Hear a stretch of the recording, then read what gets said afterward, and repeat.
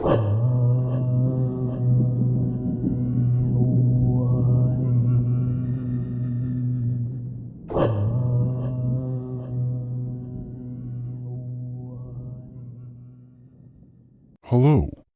I am Baal Kadmon, and I would like to thank you for listening and or watching this podcast.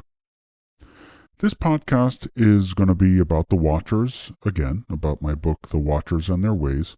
I'm going to be reading a chapter and a half, whereas in the last podcast I read you the introduction. This time I'm going to read you chapter 1 and half of chapter 2, and the reason why it's only half is because I'm sort of still working at it. But I think you'll really enjoy this. I'm having a lot of fun writing it. It's really intense.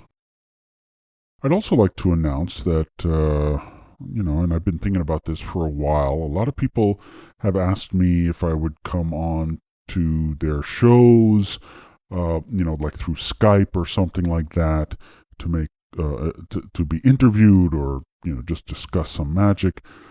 And I think I'll be able to do that. I think I will do that.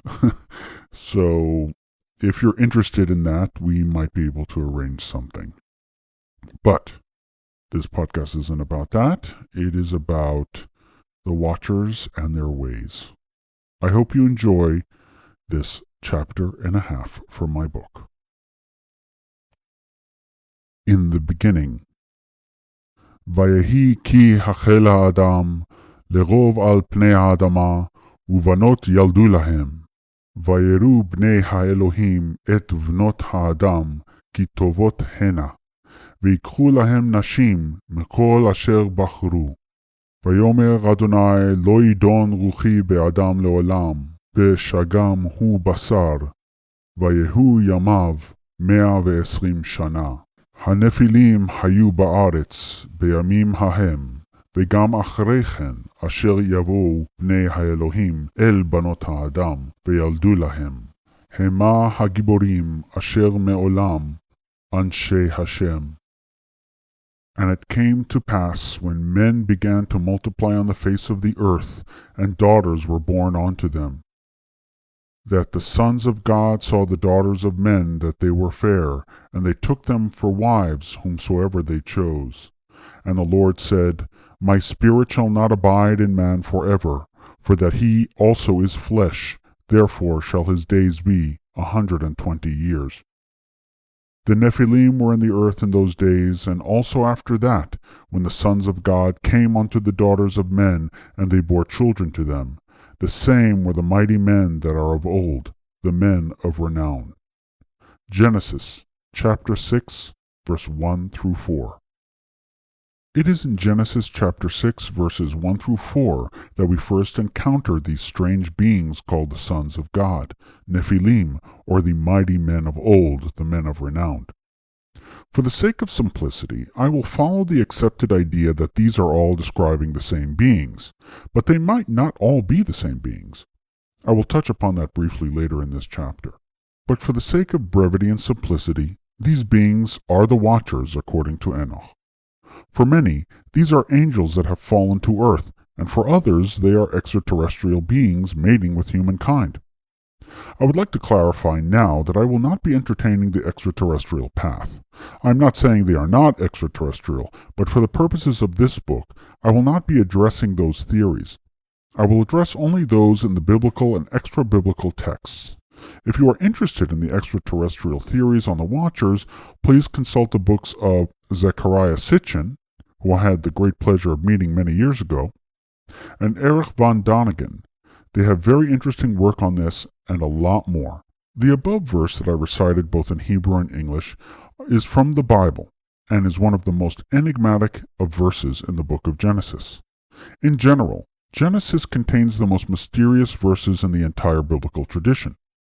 It's in Genesis that most of the secrets in the Bible are presented. I have learned many in my time, but this is not the forum for those. I will cover them in a separate text. For now, we will discuss these Nephilim and the sons of God characters. In these verses, we find God being highly upset with humanity, so much so that he repents for ever creating them. These Bnei Elohim, or sons of God, come down and have sex with the women of the earth, who apparently were not forced to be with them. The earth was one big red light district, apparently, so raunchy and corrupted it was, even so bad that the animals were not spared condemnation. Not only was sexual licentiousness rampant, there was widespread violence. It was like New York City in the 70s and 80s. There's something special about this text, and although it may not appear obvious, it is quite profound. It is the only time in the Bible in which we have direct mating between spiritual entities and humankind. Although we have metaphors of God being the husband of Israel, they are just that, metaphors. Genesis 6, 1-4 is a direct text about spiritual entities and humans mating and having children. In many ways, these events parallel those of the Greek and Mesopotamian mythologies in which divine-human relationships are ubiquitous. We have a few things that we need to discuss regarding these verses. First of all, we need to understand who these sons of God are. They are the most mysterious of all beings in the Old Testament. As you know from my previous work, I have issues with most translations of Hebrew texts because they really cannot capture nuance. Often Hebrew itself has a secret that is not present in the actual translation, and if you cannot read Hebrew, it is lost on you. For example, the words for sons of God is Bnei Elohim. This is quite problematic. In English, this is translated as sons of God. However, the word for God, Elohim, or in this case, Ha-Elohim, literally means the, Ha, gods, Elohim.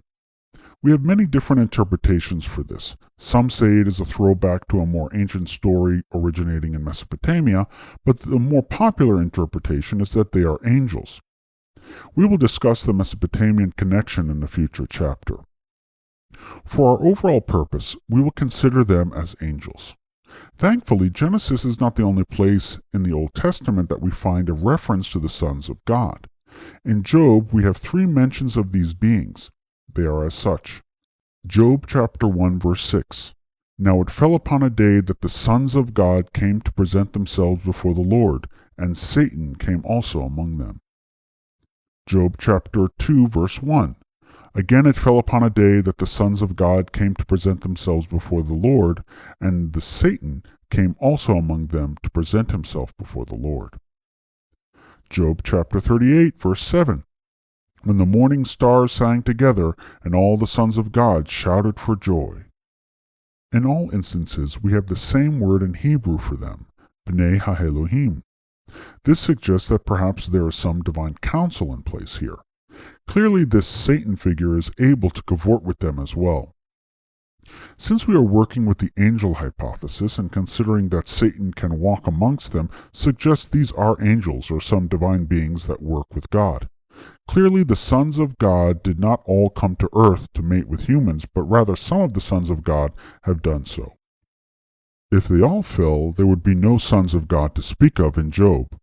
Unfortunately, as far as the Old Testament is concerned, that is pretty much all we have for the sons of God.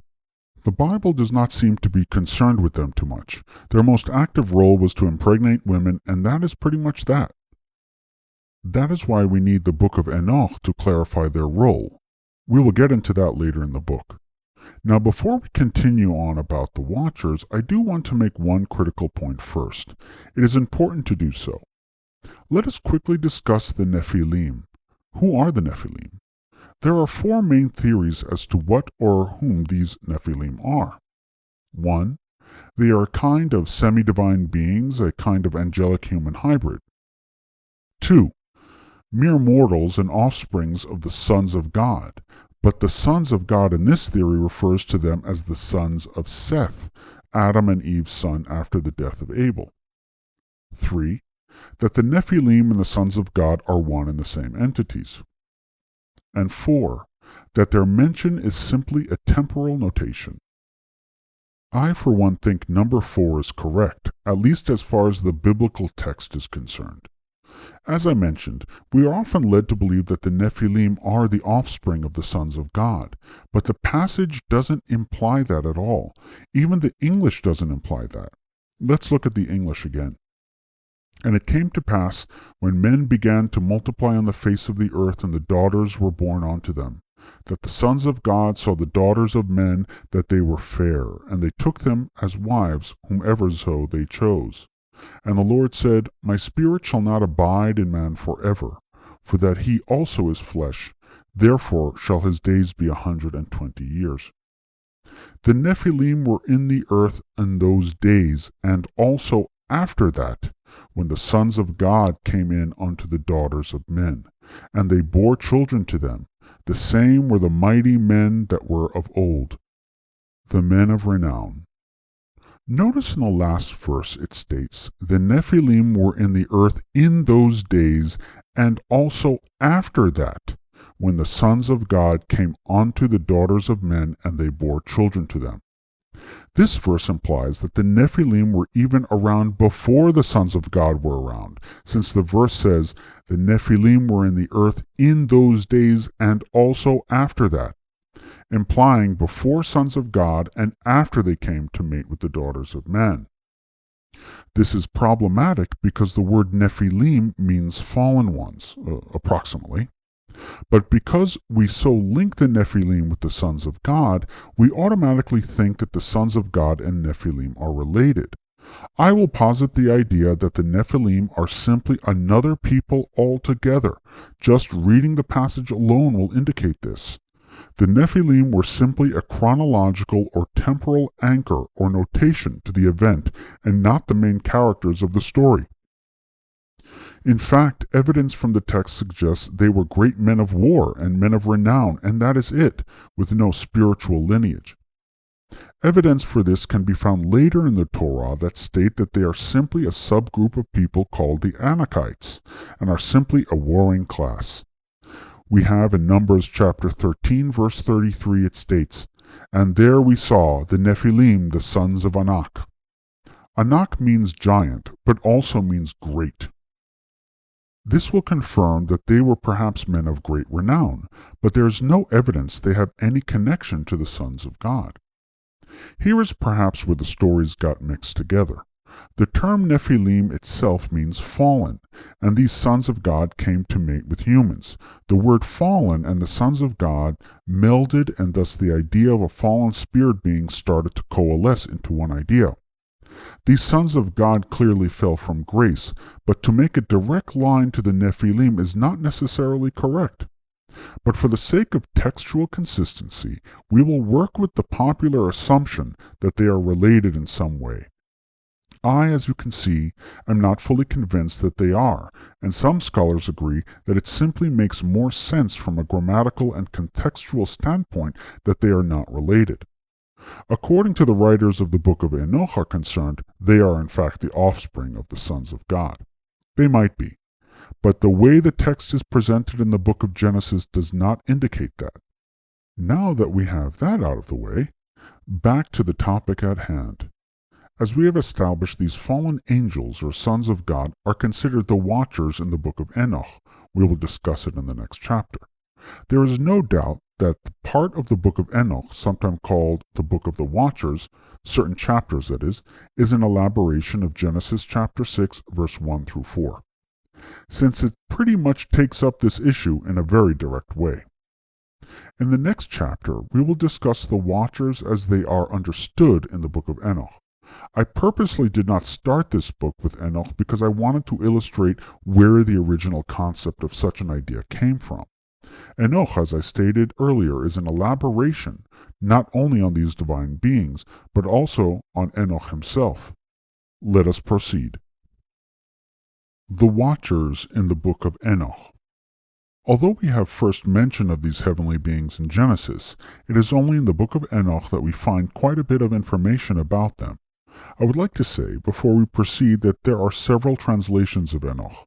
I will indicate which I use if it adds clarity to the textual or linguistic analysis I will be applying.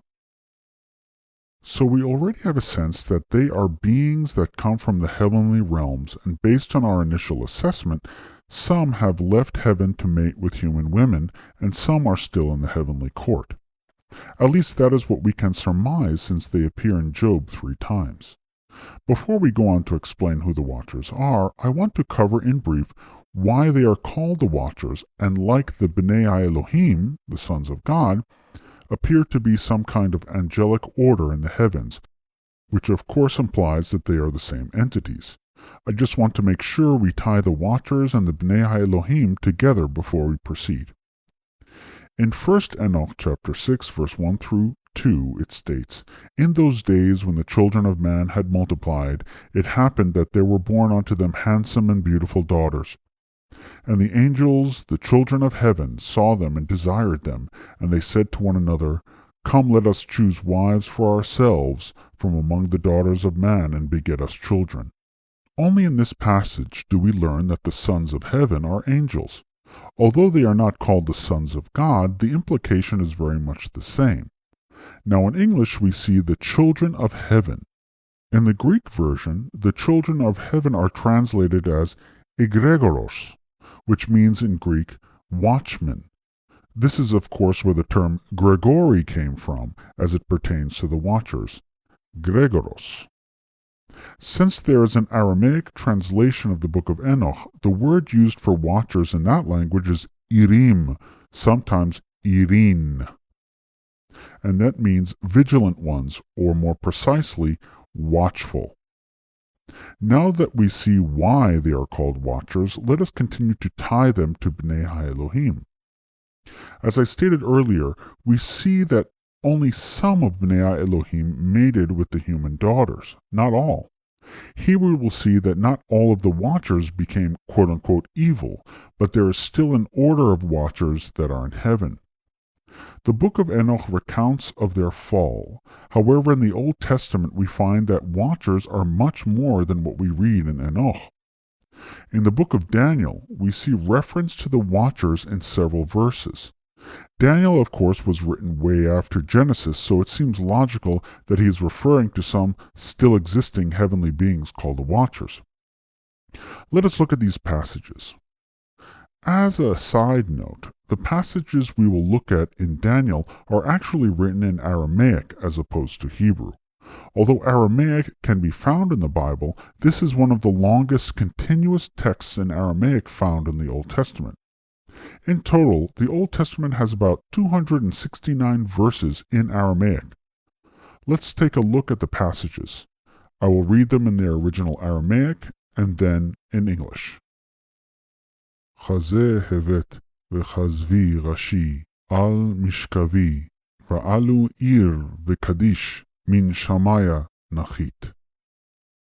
I saw in the visions of my head as I lay in bed, behold, a watcher, a holy one came down from heaven.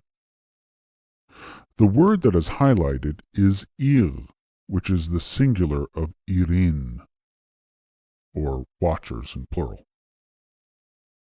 That verse was from Daniel chapter 4, verse 10. The next passage, also in Aramaic, and in the same chapter, but verse 14. Begezerat irin pitgama ume'amar kadishin. The sentence is by decree of the Watchers, the decision by the word of the Holy Ones. The word that is highlighted here is irin, or watchers in plural. This next verse is also from Daniel chapter 4, verse 20. V'dai chaza malka ir v'kadish nachit min shamaya. And because the king saw a watcher, a holy one, coming down from heaven. The word that is highlighted is ir, which is the singular of irin. So we can see that clearly the watchers in the book of Daniel are beneficent. So we need to come to what I think is a logical conclusion. Some watchers fell and some did not. Even in Enoch 1, chapter 12, verse 3, we find this as well. The same goes for Bnei Elohim. Some fell and some did not. So I do not think it is a huge leap to associate these two groups. Genesis called them Bnei Elohim. Enoch calls them the Watchers, and they are both speaking of the same event. And we see in both cases that some of these watchers and some of the Bnei Elohim are still in the heavenly court as well. I felt this point had to be made in order to reconcile the two accounts while still keeping an eye on the broader concept of what these beings are. Although Genesis, as I stated earlier, does not actually call them angels or fallen angels per se, Enoch certainly does. This leads us to the next point. We know roughly that the book of Enoch was written significantly after the book of Genesis. That is not to say there wasn't some oral tradition floating around, but it has been accepted that we're talking about, between 300 BC to 100 AD, if not a bit later, well into the Second Temple period. We come up with this dating because several of the passages can be found in the Qumran documents, the Dead Sea Scrolls. We know those documents are about 50 to 100 years after certain parts of the book of Enoch was written, so clearly Enoch had been written before the Dead Sea Scrolls. We also know this because the linguistic conventions are very much in line with the linguistic conventions used during the Second Temple period. The concept of the fallen angels in Enoch seems to coincide with a shift in Jewish thinking around this time. At this time, the idea that some objectified evil being, aka the devil, starts to come into play in rabbinic literature. Prior to this time, even the Satan in the book of Job didn't quite match the more modern concept of the devil. But it is here in the Second Temple period when the ideas become fleshed out and more concrete. Further concretization of the concept of fallen angels and Satan occurred as Christianity was starting to gel during the 1st century AD. It is through Enoch's story of the Watchers that Christianity starts seriously taking the idea of an infernal realm in direct opposition to God very seriously. There you have it. I hope you enjoyed this very long podcast. I think it was very informative, and I know many of you wanted to know some of the background of the Watchers, and you're certainly going to get it in this book. And those 3 chapters, of which 1.5 I just read, and the introduction I read a few weeks back, are just the tip of the iceberg. I have so much great information on the Watchers. I'm telling you, you'll walk away knowing more than 99% of the people who are in the occult. So I hope you enjoy it. And just one more thing. I did read some Aramaic in this podcast, as you heard. I will also have a course on Aramaic that's going to come out soon as well, in addition to the Hebrew for occultists. I will, of course, announce them once they are completed. I'll probably have the Aramaic one completed first because I'm creating them in tandem, and I think the Aramaic might actually be more appropriate to be first in the series. So anyway, there you have it. I hope you enjoyed it, and I will speak to you soon. So mote it be.